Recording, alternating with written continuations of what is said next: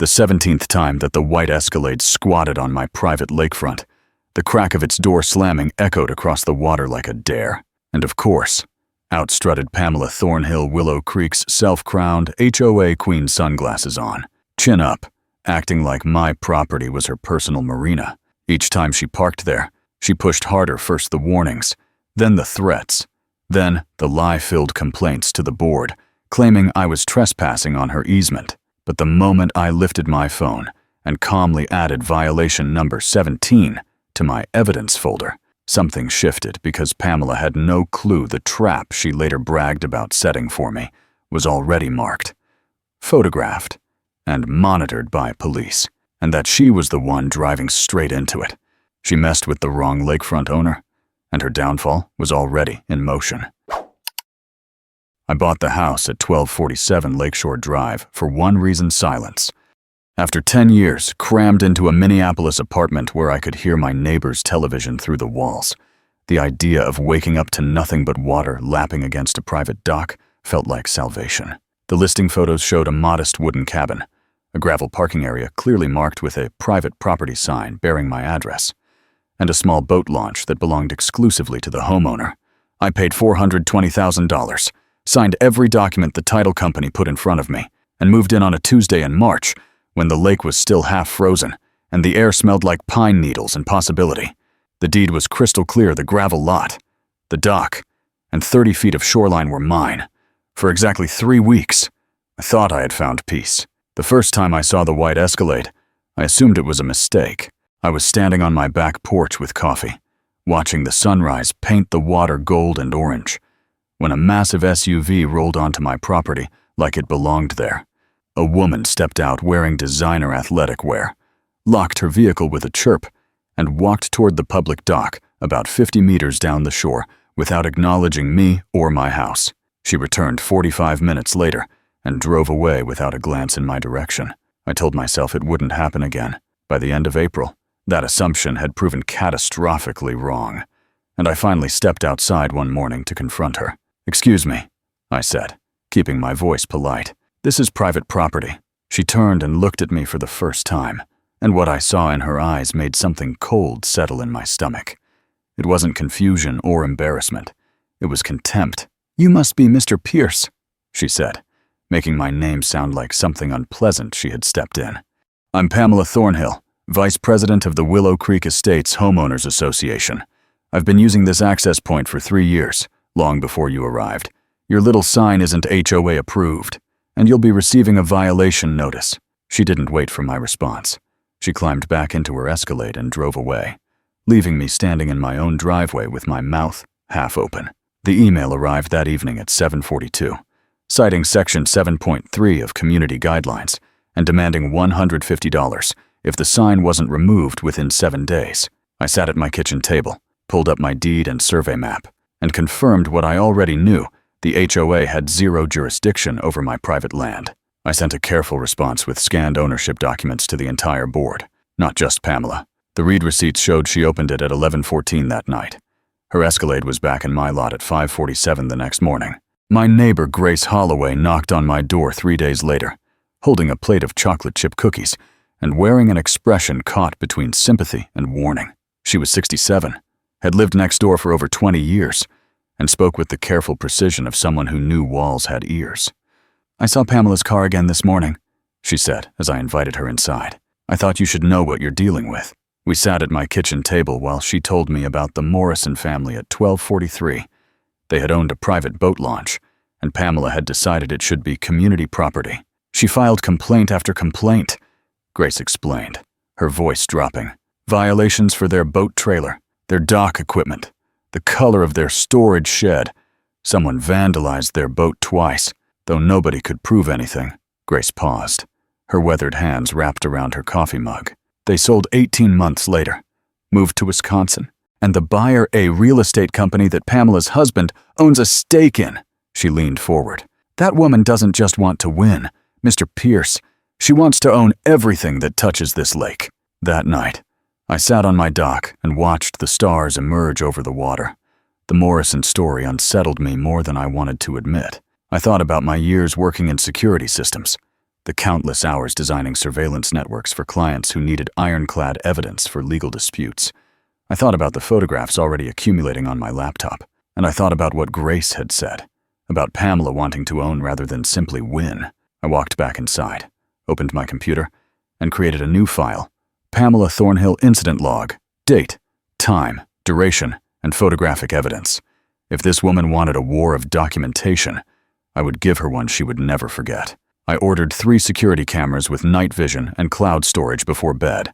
Whatever came next, I would be ready. The cameras arrived 4 days later, and I spent an entire Saturday mounting them at strategic angles around my property. One covered the gravel parking area. Another watched the dock and boat launch. The third pointed toward the access road, capturing every vehicle that approached. These were professional-grade units with infrared night vision and automatic cloud backup, the same models I had installed for law enforcement clients during my 15 years designing security systems. Every clip would be time-stamped, encrypted, and stored where Pamela Thornhill could never reach it. By Sunday evening, I had created a spreadsheet linking each incident to its corresponding video file, along with a binder containing my deed, survey, and highlighted sections of Minnesota property law. If this situation ever reached a courtroom, I would have evidence so comprehensive that no judge could ignore it. Pamela thought she was dealing with another pushover homeowner. She had no idea who she was actually fighting. The second violation notice arrived on a Tuesday, at exactly 14 days after the first. Failure to comply with previous notice. Unapproved signage remains in place. Fine increased to $300. Warning: third violation will result in mandatory hearing before the HOA Compliance Board. I drafted my response carefully, citing the specific property laws that exempted private land from HOA signage regulations and requesting formal acknowledgement that my parking area fell outside their jurisdiction. I sent it to every board member individually. Trevor Sanford, the HOA president, responded within 2 hours with a cautiously worded message suggesting that the matter was under review. Pamela responded 12 minutes later, copying the entire board, accusing me of attempting to privatize community resources and displaying a hostile attitude toward neighborhood governance. She concluded by suggesting that homeowners who couldn't respect community standards might be happier elsewhere. The threat was obvious, but all it did was add another entry to my evidence folder. Then came the whisper campaign. Grace Holloway stopped by one evening with a troubled expression. "People are talking," she said quietly. "Pamela's been telling everyone that you're blocking public lake access, that you installed cameras to spy on women exercising at the public dock, that you're some kind of troublemaker from the city." I felt my jaw tighten, but I kept my voice calm. Grace handed me her phone, showing me an anonymous post on the neighborhood forum, warning residents about a concerning new resident with surveillance equipment pointed at public areas. It was crafted carefully, full of implications without making directly actionable claims. Classic defamation tactics, designed to poison public opinion while staying just barely legal. I took screenshots and added them to my file. Pamela was escalating, which meant I needed to be ready for whatever came next. The breakthrough came 3 days later when Oliver Pratson sent me an email. He lived at 1251 Lakeshore Drive, a 45-year-old accountant who had been in Willow Creek for about 5 years. "Mr. Pierce," he wrote, "I saw the post on the neighborhood forum, and I want you to know that I don't believe a word of it. Pamela Thornhill did the same thing to me 3 years ago when I objected to her using my boat dock without permission.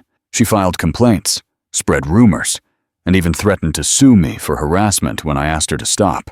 I eventually gave up fighting because I didn't have the resources. But I kept every email, and if you need documentation of her pattern of behavior, I'm willing to share." By that evening, I had copies of 24 emails showing Pamela using identical tactics against another homeowner. The language was almost word for word accusations of privatizing community resources, threats of HOA action, suggestions that the target should move somewhere else. This wasn't a personal conflict. It was a deliberate pattern of intimidation, and now I had proof. My evidence folder now had 5 categories: video recordings, photographs, HOA correspondence, witness statements, and screenshots of the defamation campaign. The system was ready, but I still hoped Pamela would realize she had picked the wrong target and simply move on. That hope died on a Sunday morning when I walked outside and found her Escalade parked sideways across my lot, completely blocking access to my dock. On the windshield was a handwritten note: This area is community property. Any attempt to restrict access will be reported to authorities. I photographed the note, recorded the vehicle from multiple angles, and then did something I had been avoiding for weeks. I picked up my phone and called the Willow Creek Police Department. Officer Riley Sanderson arrived at my door 40 minutes after I called, driving a marked Willow Creek police cruiser that he parked conspicuously at the end of my driveway. He was 34 years old, built like someone who took his physical fitness requirements seriously. And he listened without interruption as I walked him through the situation. I showed him the video footage, the photographs, the spreadsheet documenting 17 incidents, and the property documents proving that every inch of the disputed area belonged to me. He examined everything carefully. "You're completely in the right here, Mr. Pierce," he said finally. "That parking area is your private property. Mrs. Thornhill has no legal basis to use it without your permission." He paused, and something flickered across his face. "I should tell you that Mrs. Thornhill has a history with our department. She calls frequently about various community concerns. We'll speak with her officially and make clear that she needs to stop." I asked what would happen if she didn't. "Document everything, exactly like you've been doing. If she continues after an official warning, you can pursue trespassing charges." He glanced toward the lake. "People like Mrs. Thornhill usually back down once law enforcement gets involved." I wanted to believe him, but something in my gut told me that Pamela Thornhill wasn't the type to back down from anything. The retaliation began within 72 hours. Deep scratches appeared on my truck. Garbage bags were dumped across my driveway. A violation notice arrived claiming I had parked on my lawn, attaching a photograph that clearly showed my truck on gravel, nowhere near grass. The fine was $500. Most tellingly, my parking area camera had been rotated during the night to point uselessly at the tree line. Whoever was doing this knew exactly where my equipment was positioned. I filed a police report covering all the incidents, but we both knew the evidence was circumstantial. There were no witnesses, no footage of the acts themselves, just a clear pattern of harassment that intensified with each passing day. The kayak was the final straw. I had bought it 2 months before moving to Willow Creek, a bright orange vessel that I kept on a rack beside my dock.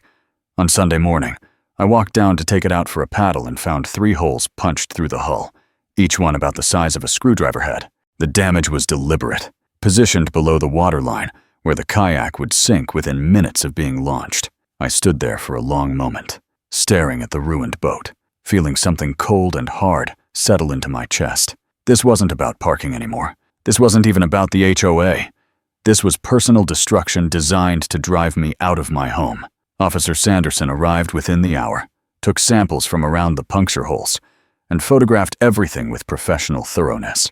"I can't prove who did this," he admitted, "but the pattern is clear. Someone is targeting you systematically." He looked at me with genuine concern. "Have you considered installing hidden cameras positions that wouldn't be obvious to someone trying to disable them?" The monthly HOA meeting fell on the following Tuesday, and I decided to attend. The gathering took place in the community center, a modest building near the main entrance of Willow Creek Estates. About 30 residents sat in folding chairs facing a long table where the board members presided. Pamela Thornhill sat at the center in a red blazer, wearing a smile that didn't reach her eyes. Trevor Sanford occupied the chair beside her, looking uncomfortable in a way that suggested he knew exactly what was coming. When the agenda reached community concerns, I stood and addressed the room. I explained the situation calmly, presenting copies of my property documents and describing the harassment pattern. I kept my voice level, my facts precise, my tone reasonable. I was halfway through explaining the false violation notices when Pamela cut me off. "Mr. Pierce is attempting to privatize community lakefront access," she announced. "He has installed surveillance cameras that make female residents uncomfortable, and he has repeatedly refused to comply with community standards. This board has a responsibility to protect our shared resources from individuals who prioritize personal gain over neighborhood harmony." Several heads nodded. I saw the doubt in people's eyes, the uncertainty about who to believe. Trevor Sanford cleared his throat. "Pamela, I've reviewed Mr. Pierce's documentation, and his property deed clearly shows that the parking area belongs to him personally. It's not community land." Something dangerous flashed in Pamela's expression. Then the mask returned. "We can discuss the legal details in executive session. Trevor, let's move to the next item on the agenda." The meeting continued, as if my concerns had never been raised. Afterward, Grace Holloway caught my arm and pulled me aside. Her face was pale. "I heard something," she whispered. "After the police visited Pamela, I was walking past her house and heard her on the phone in her backyard. She was furious. She said, 'If he thinks a badge and some cameras can stop me, he's going to learn a very expensive lesson. I'll show him what happens when you mess with community property.'" Grace's grip tightened. "I don't know what she's planning, but please be careful. That woman doesn't make empty threats." I drove home with Grace's warning echoing in my mind. The sun was setting over the lake, painting the water in shades of orange and red that should have been beautiful, but felt ominous instead. I spent the evening researching property attorneys, finally settling on Rachel Kimball, a Minneapolis lawyer who specializes in real estate disputes and HOA conflicts. I sent her an email outlining my situation and requesting a consultation. Then I ordered 2 additional cameras, small enough to be concealed in locations that wouldn't be obvious to someone trying to disable my system. Before going to bed, I walked to my window and looked out at the road. A white Escalade was parked just beyond my property line. Lights off, engine silent. I could see a figure sitting in the driver's seat, motionless, watching my house. We stared at each other through the darkness for a long moment. Then I closed the curtain and went to bed. Whatever Pamela Thornhill was planning, I would be ready. Rachel Kimball's office occupied the 14th floor of a glass tower in downtown Minneapolis, with windows overlooking the city skyline and shelves lined with legal volumes that looked like they had actually been read. She was 48 years old, with sharp eyes behind designer glasses and the kind of handshake that communicated confidence without aggression. I had sent her my complete evidence file the night before, and she had clearly studied every document. "Mr. Pierce," she said, as we settled into leather chairs across from her desk, "I've been practicing real estate law for 20 years. I've handled dozens of HOA disputes, and your case is one of the strongest I've ever seen." She spread my property documents across her desk. "Your deed is unambiguous. Your survey is precise. The parking area, dock, and shoreline are your private property. Full stop.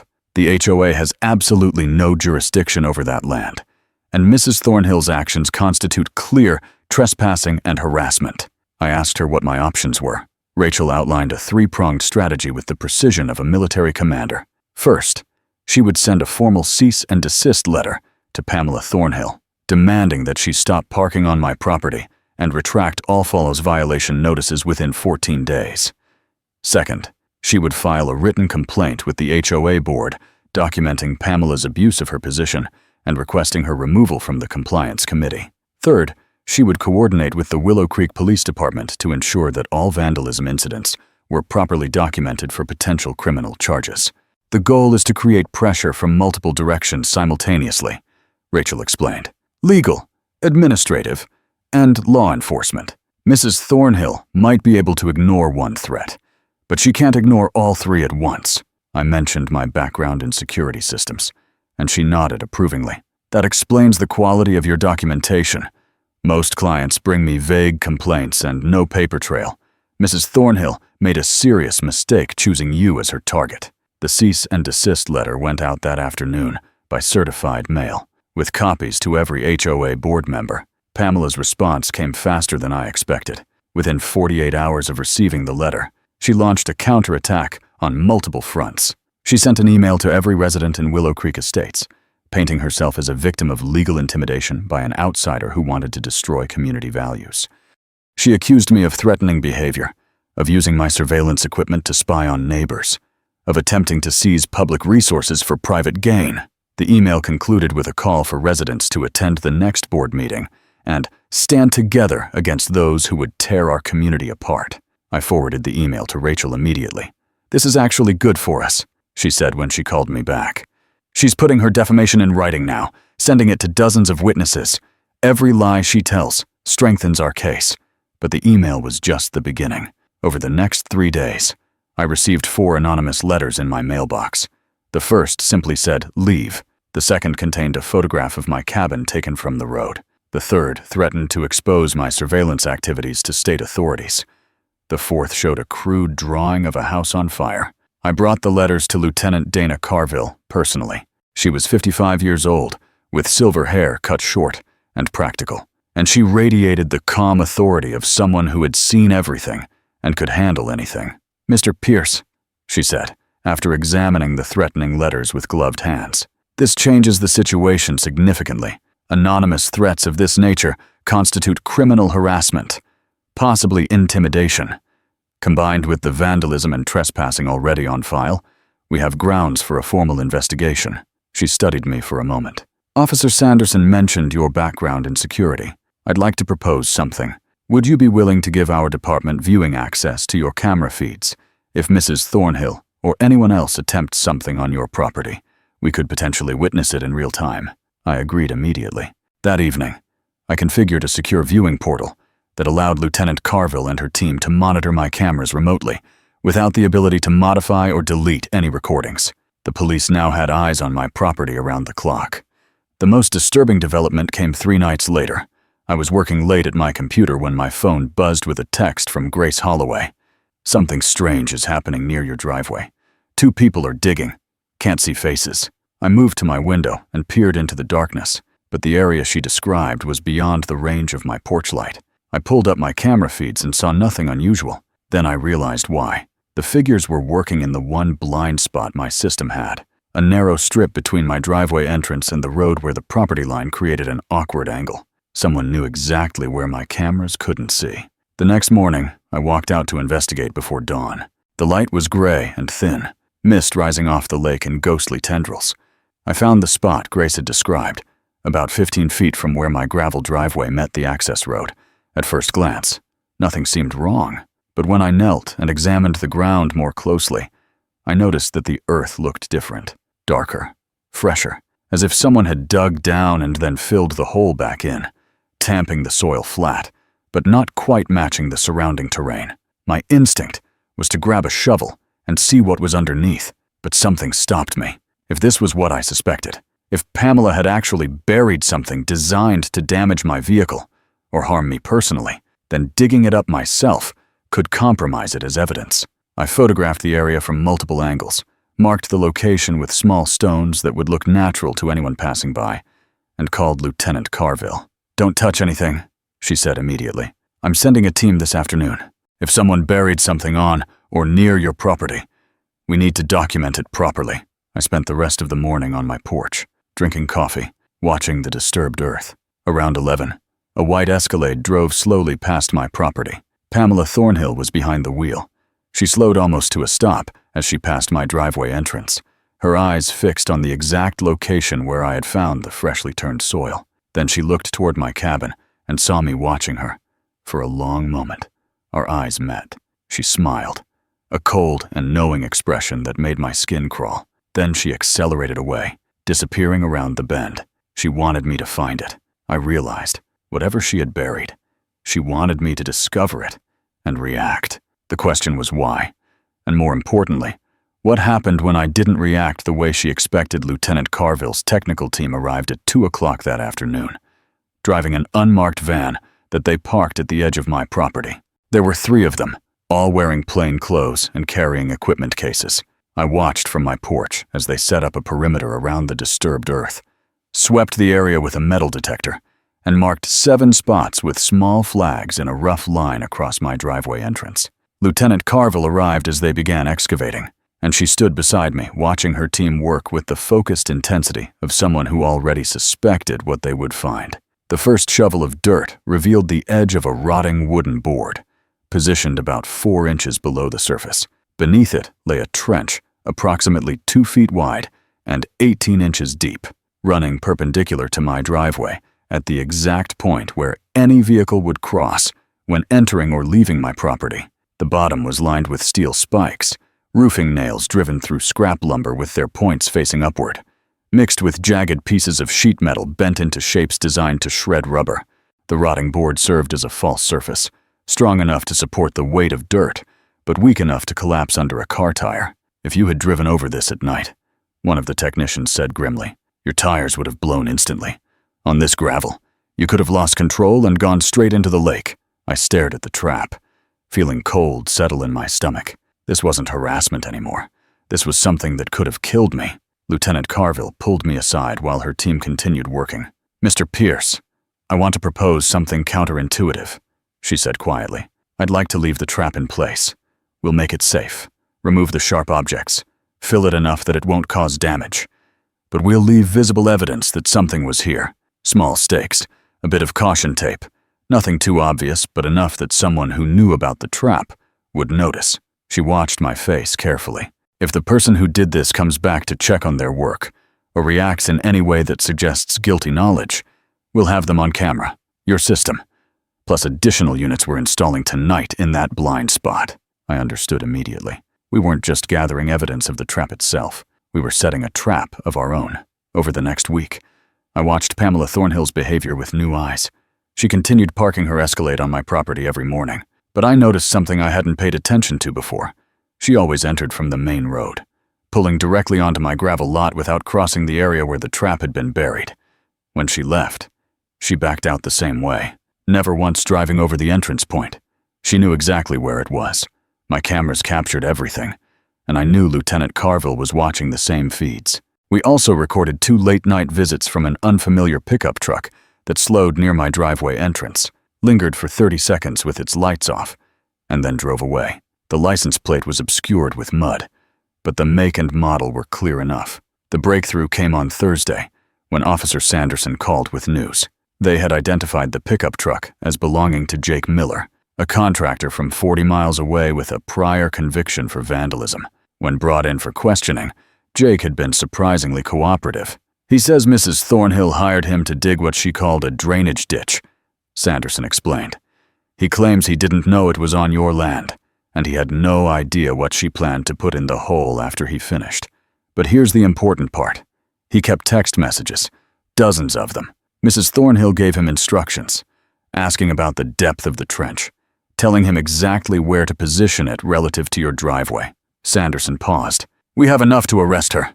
Mr. Pierce, Lieutenant Carville is preparing the paperwork now.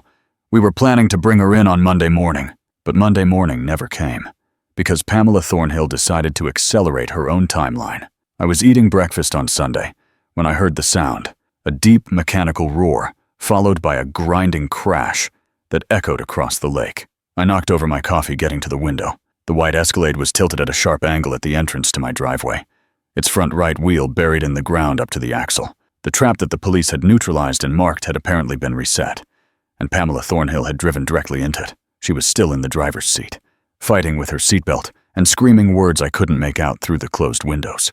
The front of her SUV had dropped nearly 2 feet when the false surface collapsed, deploying her airbags. She wasn't injured. That much was clear from the volume of her screaming. But she was thoroughly stuck. I stayed back and raised my phone, recording everything. Pamela finally freed herself and stumbled out of the vehicle, her designer clothes covered in airbag powder and her face contorted with rage. "You did this!" she screamed, pointing at me with a shaking finger. "You set this trap to hurt me! I'll have you arrested. I'll sue you for everything you own." I kept my voice calm, kept my phone steady. "I didn't set any trap. Mrs. Thornhill, the police examined this area last week. They documented everything." I pointed toward the camera that Lieutenant Carville's team had installed in the previously blind spot. "Right now, they're watching through my camera system. Everything happening here is being recorded and monitored by the Willow Creek Police Department." For the first time since I had known her, I saw genuine fear flash across Pamela Thornhill's face. She looked at the camera, then at her trapped vehicle, then at me. Her mouth opened and closed, but no words came out. I dialed 911 while she stood in stunned silence. "I need to report an accident at 1247 Lakeshore Drive," I said clearly, loud enough for both the recording and for Pamela to hear. "A vehicle has driven into a hazard that was previously reported to police. The driver appears uninjured, but the vehicle is disabled.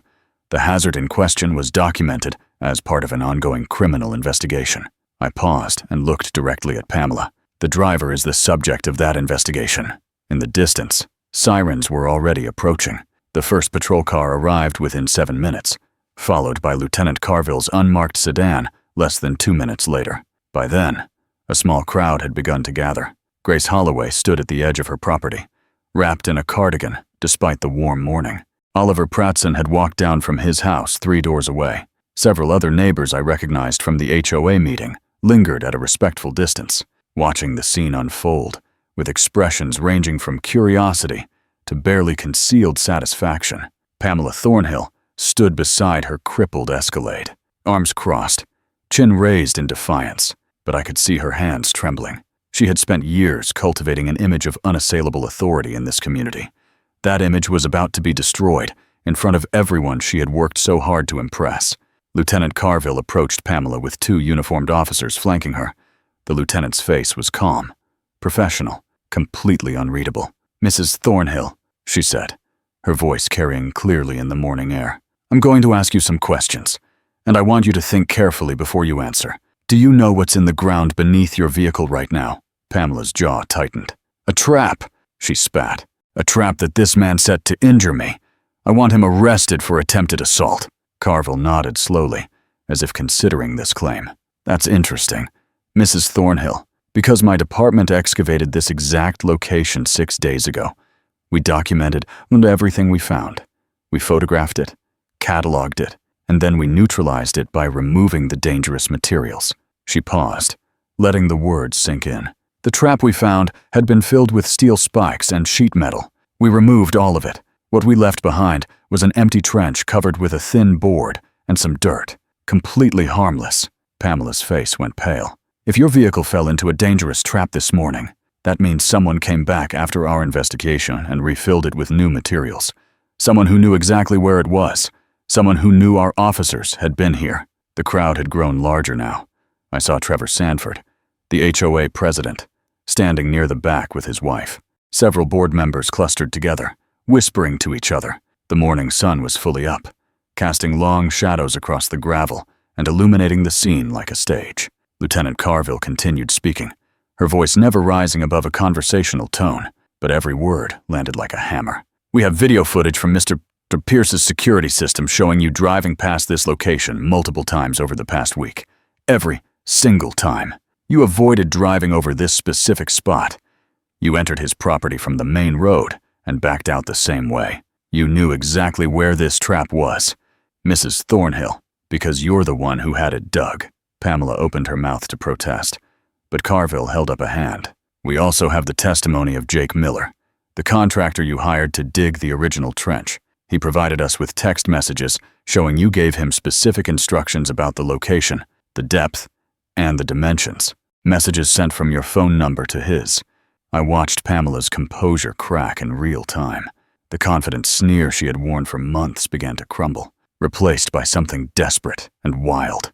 "That's ridiculous," she said, but her voice had lost its commanding edge. "Jake Miller is a criminal.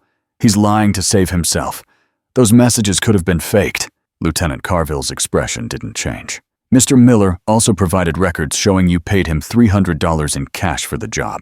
We traced a withdrawal from your bank account matching that exact amount on the same day he claims you paid him. We have the lumber supplier who sold the materials used in the trap, and they have security footage of your vehicle in their parking lot the morning the supplies were purchased." She took a step closer to Pamela. "Mrs. Thornhill, we have been building this case for over a week. Every piece of evidence points to you. The only question I have is whether you reset this trap yourself last night, or whether you hired someone else to do it." Pamela's eyes darted around the crowd, searching for allies, for sympathy, for anyone who might come to her defense. She found nothing but stares. Some neighbors looked shocked. Others looked grimly satisfied. A few were openly recording the scene on their phones. "This is a setup," Pamela said, her voice rising toward hysteria. "He planned all of this. He's been trying to push me out since the day he moved here. I was protecting community resources. I was protecting all of you." She pointed at the gathered crowd. "That lakefront belongs to everyone, not just some outsider from Minneapolis who thinks he can buy his way into our neighborhood." Nobody responded. The silence stretched for 5 long seconds. Then Grace Holloway stepped forward, her voice quiet but clear. "Pamela, we all saw what you did to the Morrison family. We saw what you did to Oliver. We were just too afraid to say anything." She looked at me briefly, then back at Pamela. "Some of us aren't afraid anymore." Lieutenant Carville nodded to the uniformed officers. "Pamela Thornhill, you are under arrest for reckless endangerment, criminal property damage, and harassment. You have the right to remain silent. Anything you say can and will be used against you in a court of law." The officers moved forward, and for a moment I thought Pamela might run. Instead, she seemed to collapse inward, her shoulders dropping, her face going slack. She didn't resist as they guided her hands behind her back and secured the handcuffs. But as they led her toward the patrol car, she turned and looked at me one last time. Her eyes were empty, hollow, like someone who had just watched their entire world burn down. "This isn't over," she said quietly, almost to herself. "This will never be over." The officer placed a hand on her head and guided her into the back seat. The door closed with a solid thunk, and just like that, Pamela Thornhill was gone. The crowd began to disperse slowly, people drifting back to their homes in small groups, talking in hushed voices. Lieutenant Carville approached me while her team began the process of properly excavating and documenting the reset trap. "Mr. Pierce, I'll need you to come down to the station later today to give a formal statement, but I want you to know that your documentation made this case. Without your camera footage, your incident logs, your systematic approach to gathering evidence, we might never have been able to prove what she was doing." I thanked her, but the victory felt hollow somehow. I had moved to Willow Creek for peace. Instead, I had spent months fighting a war I never wanted. Carville seemed to sense my mood. "It gets better," she said. "I've seen cases like this before. Once the instigator is removed, communities heal faster than you'd expect. Give it time." That afternoon, my phone rang constantly. Rachel Kimball called to congratulate me and explain the legal proceedings that would follow. Officer Sanderson called to coordinate my station visit. Trevor Sanford called to apologize on behalf of the HOA board and inform me that an emergency meeting had been scheduled for the following evening. But the call that meant the most came from Oliver Pratson. "I just wanted to thank you," he said, his voice thick with emotion. "3 years ago, I gave up fighting her because I thought I couldn't win. You showed me that I was wrong. You showed all of us. I told him that I couldn't have done it without his help, without the evidence he had provided about Pamela's past behavior. That's the thing, though," Oliver replied. "You asked. Nobody else ever asked. You made it possible for us to finally tell the truth." That evening, I sat on my dock and watched the sun set over the lake. The water was calm, reflecting the orange and pink sky like a mirror. Grace Holloway appeared beside me, carrying 2 glasses of lemonade. She handed me one and settled into the Adirondack chair next to mine. "How do you feel?" she asked. I thought about the question for a long moment. "Tired," I finally admitted. "Relieved, but mostly just tired." Grace nodded and sipped her lemonade. "You did something important today, Simon, not just for yourself, for everyone she ever hurt, for everyone she would have hurt in the future." We sat in silence for a while, watching the colors fade from the sky. "It's not over yet," I said. "There's still the trial, still the HOA meeting, still a lot of work to do." Grace reached over and patted my hand. "But the hardest part is done. The truth is out. The rest is just paperwork." I smiled despite myself and raised my glass to the darkening sky. Somewhere out there, Pamela Thornhill was sitting in a holding cell, waiting to face the consequences of her actions, and for the first time in months, my lakefront felt like it actually belonged to me. The preliminary hearing took place 2 weeks later in the Hennepin County Courthouse, a stately brick building with marble floors and high ceilings that seemed designed to remind everyone present of the weight of the law. I arrived early, wearing the only suit I owned, and found a seat in the gallery behind the prosecution's table. The courtroom filled slowly with observers, including several Willow Creek residents who had made the drive to witness Pamela Thornhill's reckoning.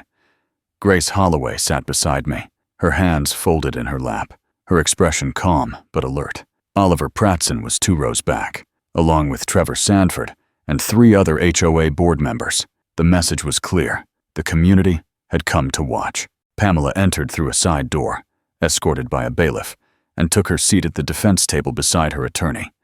She had hired Marcus Webb, a high-priced Minneapolis lawyer known for defending wealthy clients who found themselves on the wrong side of criminal charges.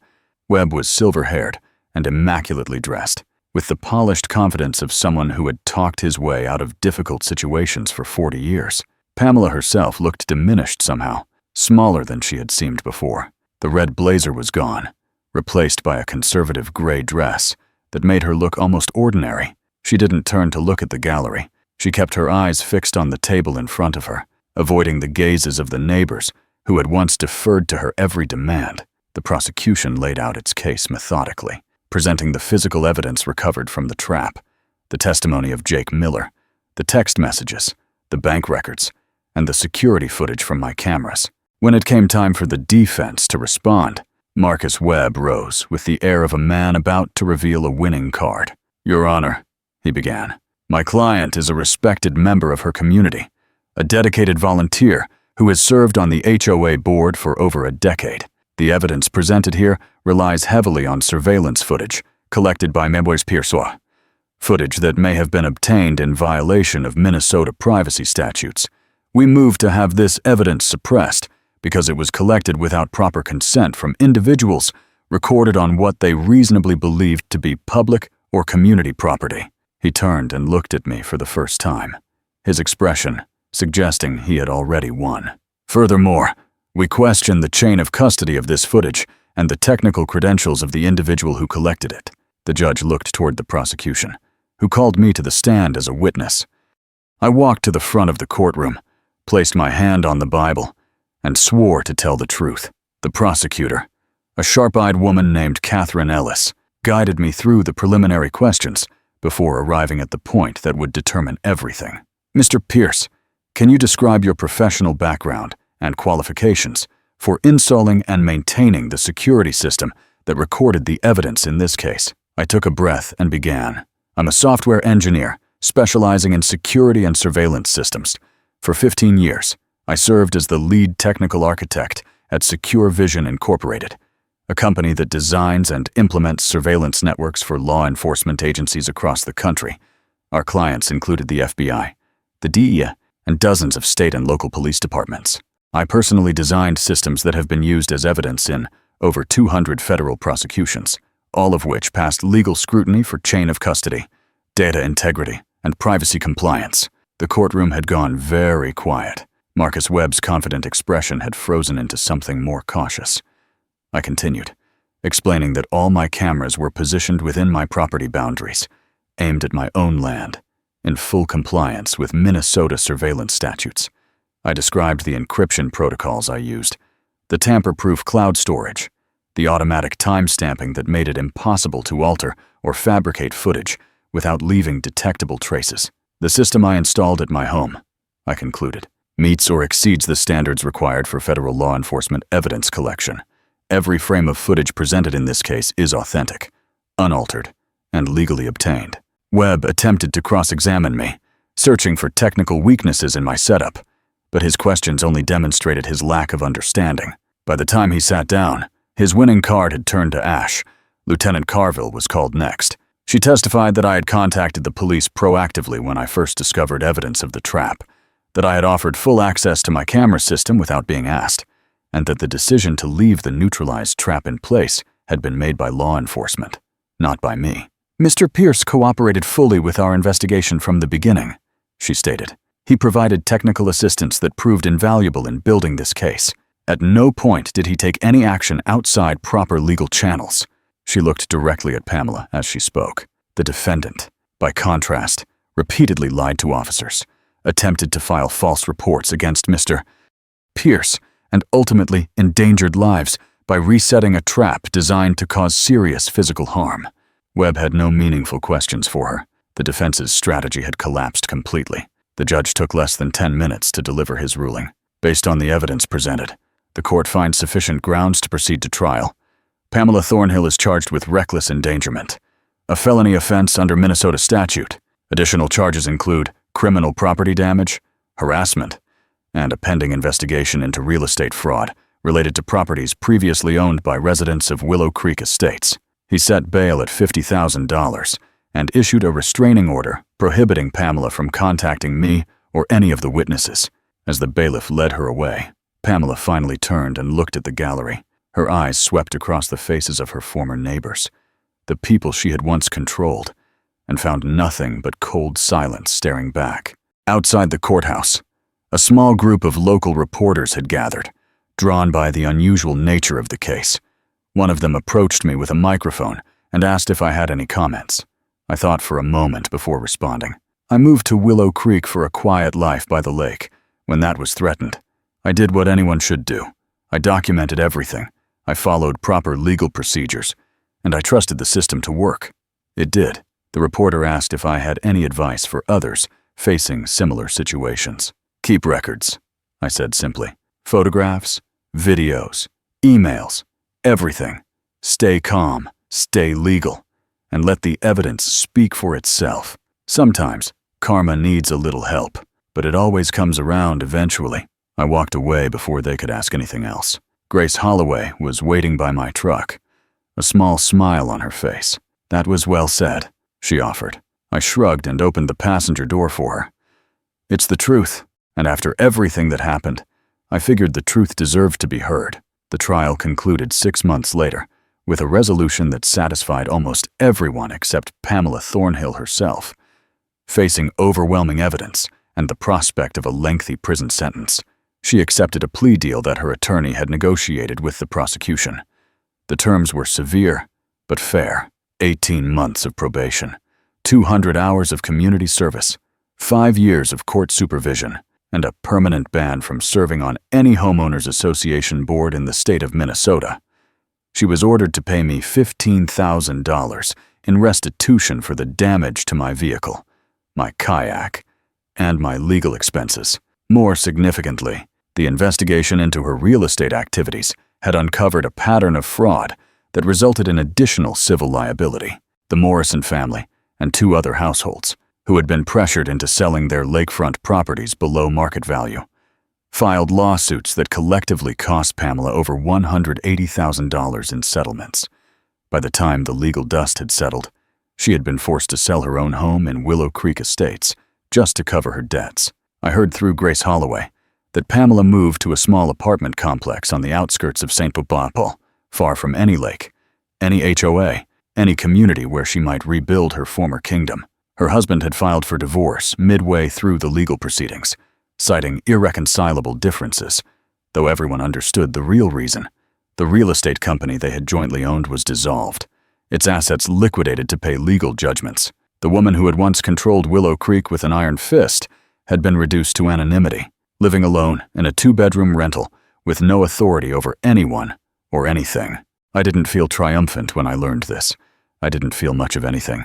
Really, she had made her choices, and those choices had consequences. That was simply how the world worked when the truth finally came to light. The changes in Willow Creek Estates began almost immediately after Pamela's arrest. Trevor Sanford resigned as HOA president, acknowledging that he had failed to control a board member who had clearly been abusing her position. The community elected Oliver Pratson to replace him, a choice that would have seemed impossible a year earlier. Oliver's first act was to propose a complete overhaul of the HOA's enforcement procedures. Violation notices would now require photographic evidence reviewed by at least 2 board members before being issued.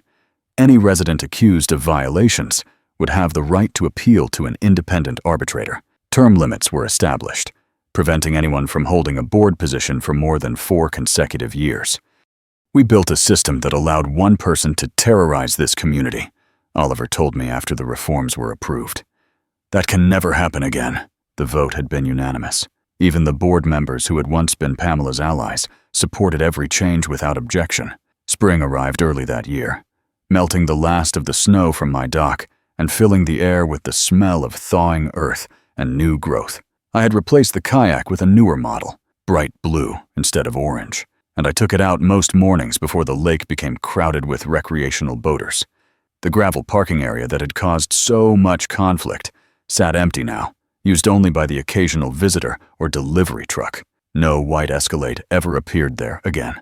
I had kept my camera system in place, more out of habit than necessity, but the footage showed nothing more dramatic than deer wandering through at dawn and the occasional raccoon investigating my garbage cans. The war was over. Peace had won. The community began to heal in ways both large and small. Neighbors who had avoided each other for years started talking again, bonding over their shared relief that Pamela's reign had ended. Grace Holloway organized a monthly potluck dinner that rotated between different houses along the lakeshore, bringing together people who had lived side by side for decades without ever really knowing each other. The Morrison family even visited once, driving up from Wisconsin to see the changes that had transformed the neighborhood they had fled. They spent an afternoon at Oliver's house, and I joined them for dinner. "We almost came back," Mrs. Morrison admitted, her eyes glistening. "When we heard what happened, We almost put our Wisconsin house on the market and moved home." Her husband shook his head slowly. "But some wounds take longer to heal. Maybe someday." I understood completely. Some scars don't fade, just because the person who caused them is gone. Rachel Kimball called me in early summer with an unexpected request. She had been contacted by a legal advocacy organization that helped homeowners fight HOA abuse, and they wanted to know if I would be willing to share my story. "They're building a resource library," she explained. "Case studies that show people how to protect themselves using proper documentation and legal channels. Your case is exactly the kind of example they need." I agreed without hesitation. Over the following months, I worked with their team to create a detailed guide covering everything from camera placement to evidence preservation to working effectively with law enforcement. The guide was published online and downloaded thousands of times in its first month. Letters and emails began arriving from strangers across the country, people dealing with their own Pamela Thornhills, thanking me for showing them that victory was possible. I answered as many as I could, offering advice and encouragement, paying forward the support that Grace and Oliver had given me. On the first anniversary of Pamela's arrest, I hosted a small gathering on my property. Grace Holloway brought her famous lemonade. Oliver Pratson manned the grill, flipping burgers with the cheerful incompetence of someone who rarely cooked. Rachel Kimball drove up from Minneapolis, and even Officer Riley Sanderson stopped by during his patrol, parking his cruiser at the end of my driveway and staying for a hamburger and 20 minutes of friendly conversation. We arranged lawn chairs in a semicircle facing the lake, watching the sun descend toward the tree line as the smell of charcoal and grilled meat drifted across the water. The private property sign still stood at the entrance to my driveway, its letters faded slightly by a year of weather, but still perfectly legible. Nobody had questioned it in months. "To quiet neighbors and peaceful lakes," Grace proposed, raising her glass as the sky turned orange and gold. We all drank to that. The water lapped gently against my dock, and somewhere across the lake, a loon called out its haunting cry.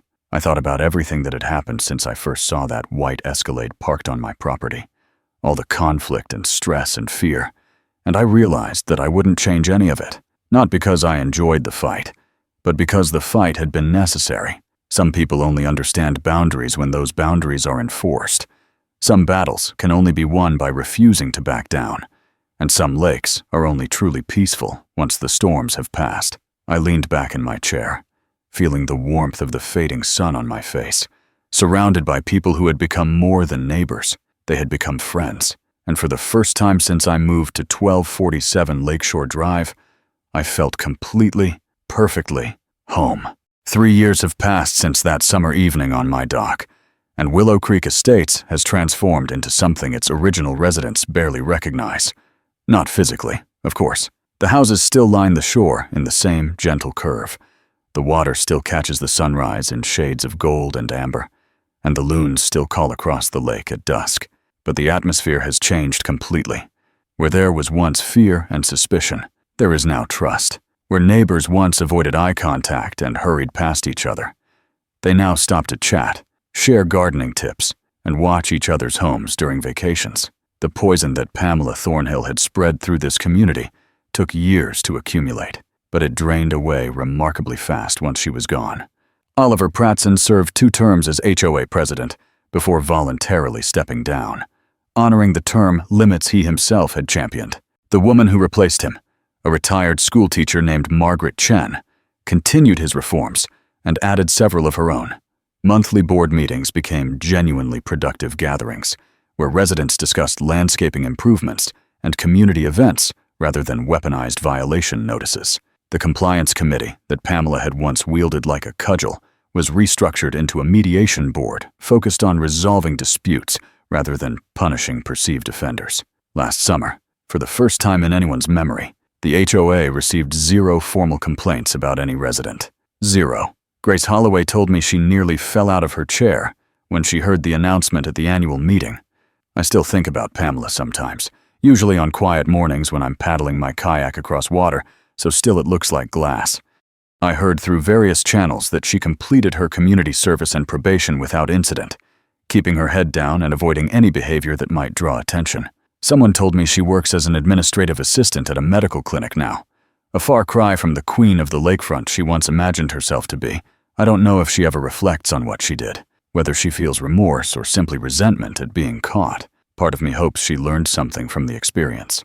A larger part of me recognizes that some people never change. They simply lose the power to act on their worst impulses. Either way, she is no longer my concern. The restraining order expired after 5 years, but I doubt she will ever set foot in Willow Creek again. Too many people here remember what she did. Too many eyes would follow her if she tried. The legal advocacy guide I helped create has taken on a life of its own. What started as a simple resource document has grown into a comprehensive website with forums, template letters, video tutorials, and a network of volunteer attorneys who offer free consultations to homeowners facing HOA abuse. I receive messages every week from people across the country sharing their own stories, asking for advice, and sometimes just thanking me for showing them that fighting back was possible. A woman in Florida used my documentation methods to defeat a board president who had been selectively enforcing rules against minority homeowners. A retired veteran in Arizona relied on my camera placement guidelines to catch a property manager embezzling association funds. A young couple in Texas followed my step-by-step process to overturn a wrongful foreclosure that a corrupt HOA had initiated against their home. Each success story feels like a small victory, proof that the nightmare I endured produced something meaningful. Grace Holloway passed away last autumn, peacefully in her sleep at the age of 70. The memorial service filled the community center, with people standing along the walls and spilling out onto the lawn. Speaker after speaker shared stories about her kindness, her courage, her chocolate chip cookies that somehow tasted better than anyone else's, despite using the same recipe. When it was my turn, I talked about the evening she first knocked on my door with a plate of those cookies and a warning about Pamela Thornhill. She gave me 2 gifts that night, I told the crowd. Information that probably saved my home, and friendship that definitely saved my sanity. I still miss her. I suspect I always will. But I honor her memory by continuing to be the kind of neighbor she taught me to be. Watchful without being paranoid, helpful without being intrusive, and always willing to speak the truth, even when silence would be easier. The private property sign at the entrance to my driveway finally needed replacing last spring. Weather and time had faded the letters almost to illegibility. I could have simply ordered an identical replacement, but instead I chose something different. The new sign is larger, made of carved wood rather than printed metal, and it says something slightly different than the original. Welcome to 1247 Lakeshore Drive. It reads, private property, good neighbors. It's a small change, barely noticeable to anyone driving past. But to me, it represents everything I learned during those terrible months of conflict. Property boundaries matter, documentation matters, standing up for yourself matters. But in the end, what matters most is the community you build and the people you build it with. Pamela Thornhill tried to teach me that I didn't belong here. Instead, she taught me exactly how much this place was worth fighting for. I'm sitting on my dock as I share this story, watching the sun sink toward the tree line one more time. The water is calm tonight, reflecting the sky like a mirror. Somewhere nearby, I can hear Oliver Prattson's grandchildren laughing as they chase fireflies across his lawn. The smell of someone's barbecue drifts on the breeze. My kayak rocks gently against the dock, waiting for tomorrow morning's paddle, and the white Escalade that once invaded my peace every single day exists now only in memory, a reminder of a battle I never wanted, but refused to lose. If you're facing your own Pamela Thornhill right now, whether it's an HOA bully, a difficult neighbor, or anyone else who thinks they can push you around, I want you to know something. You can win, not through anger, not through retaliation, but through patience, documentation, and an unwavering commitment to the truth. The system isn't perfect, but it works if you know how to utilize it effectively. And karma, as I learned the hard way, always comes around eventually. Sometimes it just needs a little help finding its target. If this story reminded you that standing your ground and trusting the process can turn even the worst situations around, you're in the right place. Here at Karma Fence, we share real stories of ordinary people who refuse to be pushed around and let karma do the rest. Subscribe so you never miss a story. And share a comment below about a time when someone underestimated you. Share this with anyone who needs to hear that justice still exists. The fence always swings back.